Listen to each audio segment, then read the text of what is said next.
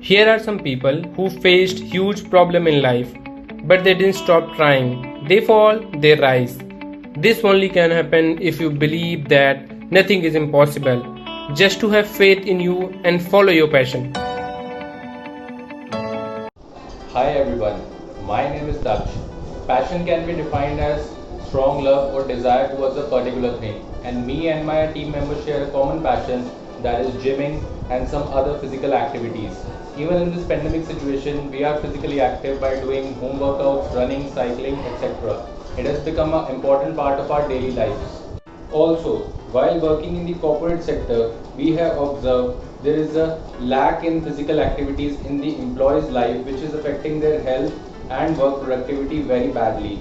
So we thought, why not convert our passion into a business idea, that is to set up a fitness hub to improve the lifestyle of the employees.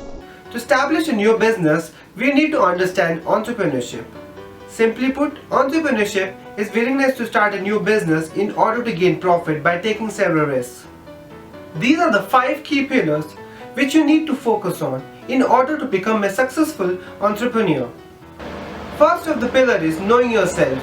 It looks like a very obvious point, however, you need to understand your own capability and your own strengths. Second, the most important is to have an idea. Idea can be of any form, it can be a necessity or it can be a path-breaking idea to take the market up.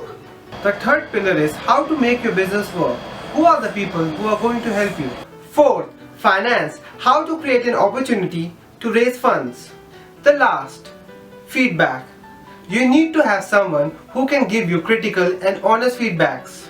By using these pillars, Daksh has created a business flow which will help him in taking his passion to the next level.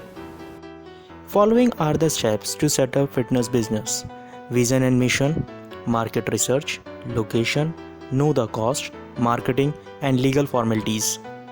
To establish a business, we follow different steps. But 2 steps are very important: data, money and marketing.